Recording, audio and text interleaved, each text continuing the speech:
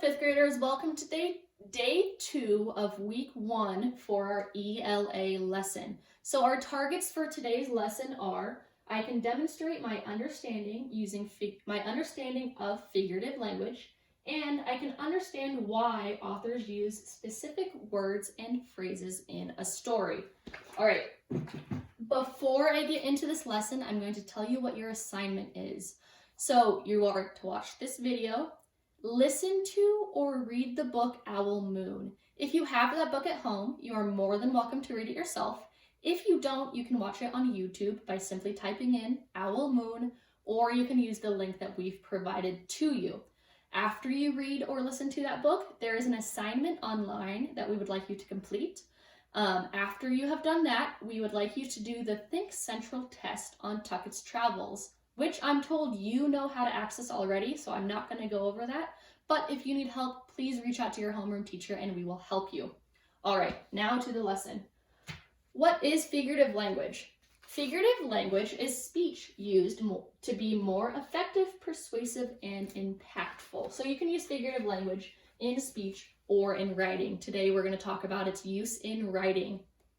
Why would an author use figurative language? Well, one reason that an author might use figurative language is to help a reader understand something. Sometimes when we're reading a story, we don't all the way understand what the meaning of it is supposed to be or what the meaning of a specific part of the story is. So an author might use figurative language to help the story become more effective, meaning you understand it better. Another reason an author might use figurative language is to help create a more vivid story, to make it more impactful. All right, so think about a black and white photo. You can, if you're looking at a black and white photo, you can see what the picture's about, you can see some of the details, and I mean, it's a pretty good photo, but if you think about the same black and white photo, think about it in color. Not only can you see what the photo is about and see some of the details, usually when it's in color, you can see more of the details. You can see the color of the person's clothing or some of the shadows that might be hidden in a black and white photo.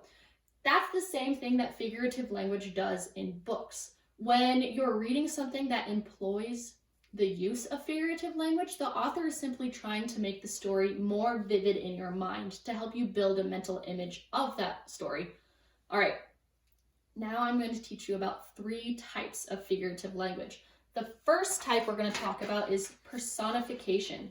Personification is describing something not human with some human abilities.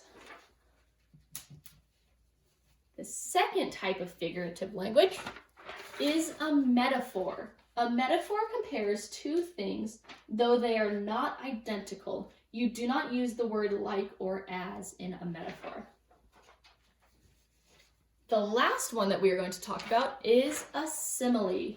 Similes compare one thing to another using the words like or as. So these 2 little words, like and as, are going to be our key words when we're looking for a simile. So if we're looking for what kind of figurative language might be in use, if they have the words like or as in it, that's a pretty big hint for us. So we'll just have to pay attention to those. All right, now I want to do some examples. Let's see. First example. The snow is a white blanket on the ground. What type of figurative language might this be? Let's see. Do we think it's personification? Describing something not human with human abilities.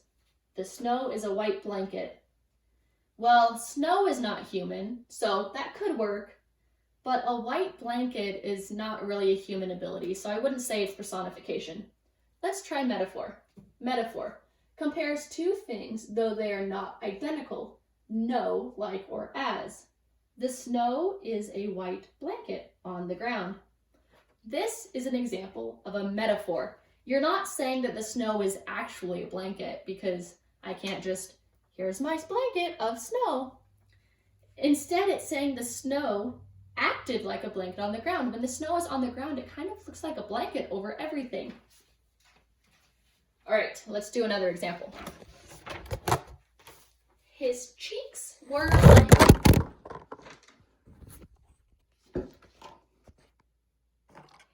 Hang tight, hang tight. All right. Sorry about that. His cheeks were like roses. Let's see. Do we think it's personification? Describing something not human with human abilities. His cheeks were like roses. Well, cheeks are human, so I'm going to say it's not personification. We already have one for metaphor, so let's try simile. Compares one thing to another using like or as. Ooh. His cheeks were like roses. We're not actually saying his cheeks were roses. We were saying they are like roses, meaning he got a little blushed. And our last one, the rain danced on my window. Let's see, is it a metaphor? Compares two things, though they are not identical. We're not comparing rain and dancing. Similes, compare one thing to another using like or as. Well, I don't see the word like or as in here, so let's try personification. Describing something not human with human abilities. The rain danced on my window. Rain is not human, but we are describing it doing something that is human, so this would be an example of personification.